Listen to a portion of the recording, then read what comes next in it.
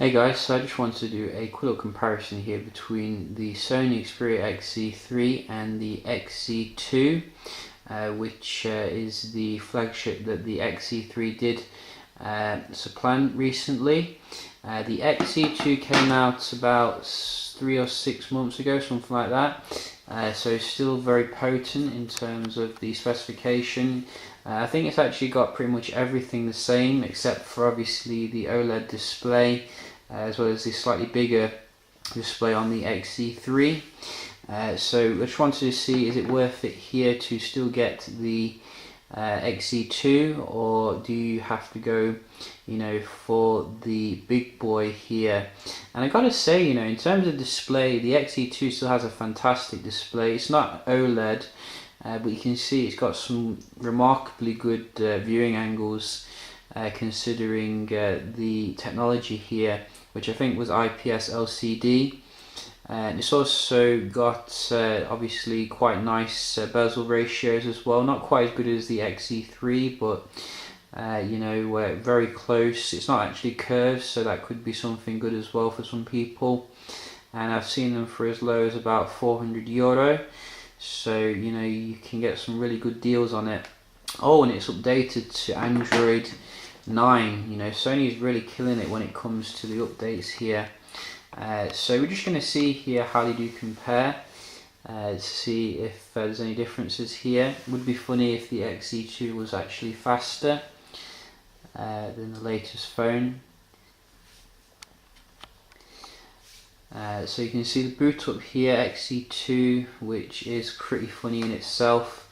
It also had this weird issue with the spinniness here, but you do get that a little bit as well with the XZ3, but not quite as much, so that is a bit less annoying. Let's have a look at the apps opening here. So let's zoom in nice and close. So we do have, that's a bit too close, and we do have this Guardian. In fact, have we closed everything down? Yes, we have. So as I said, we are running Android 9 here on both of them. Do we get a new thing on it? Let's have a look. See if we get a new animation. So Android, I've lost, I don't even know where they hold these things now. It's like, they move things so much.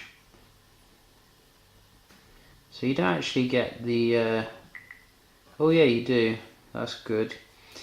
So you do still get the little thing here, cookie or Easter egg or whatever you want to call it. That is pretty nice. Look at that. So can you actually do anything with it? That is another good question. Oh, you can zoom in. That is a little bit trippy, isn't it? Look at that. Wow. Awesome. So let's not get sidetracked. Let's see how they do compare. And so far it looks like the older phone is a smidgen quicker here, which is not what we want to see. Wow. So that is again showing here that you can still get some nice speeds from slightly older phones in late 2018. Absolutely no reason to upgrade if you're looking at it from a speed kind of perspective. Do we have some games on here? Let's have a look. Street Fighter.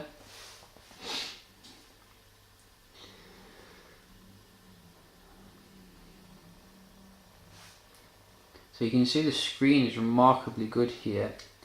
They are both on vibrant or vivid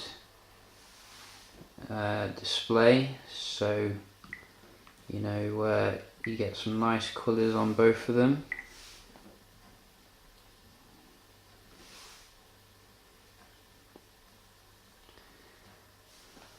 So advert there a little bit.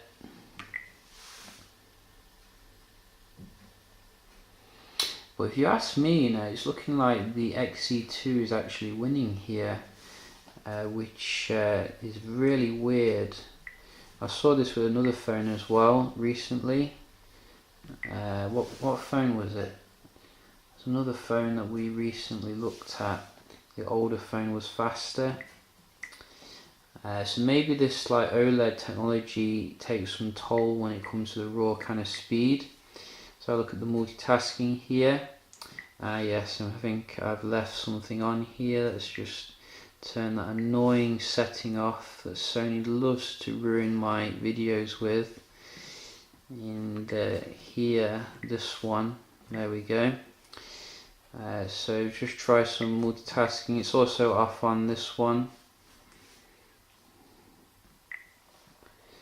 So I might have switched it off a little bit too late on the XZ2, might still be taking effect a little bit, and as you can see it does result in a lot of reloading, but they both have 4 gigs of RAM, so I wouldn't actually expect too much difference here in terms of multitasking.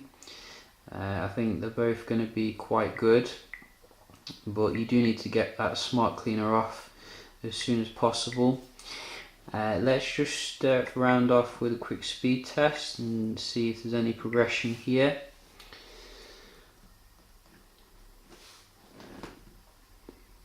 Yeah, that's great.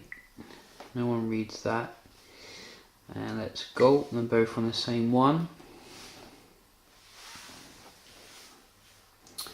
So what are the differences? I think the camera is pretty much the same as well, 19 megapixel, or is it 40 megapixel now on the Sony XZ3? I think it's actually 40. That could be actually an improvement, but the XZ2 was pretty good overall. It was a little bit weak in terms of the low light compared to some other phones, but better than recent years. I think this has been the year that we've seen the most improvement when it comes to the low light from Sony. And you can see here in terms of the Wi-Fi, nice performance from the XZ2. Can't quite meet the XZ3, but I mean, you're not going to complain at that. That is fantastic. So, you know, I'd definitely still, you know, consider the XZ2 here if you're looking for a high-end phone. I think there are some, you know, compromises here and there. Obviously, you're not going to get the absolutely fantastic display you get on the XZ3. I think the battery is probably a little bit smaller as well, but overall it still represents amazing value for money in late 2018, and definitely you know, recommendable. So yeah, just a quick little comparison here between XZ3 and XZ2. Hope you found it helpful, and I'll see you in the next one. Cheers.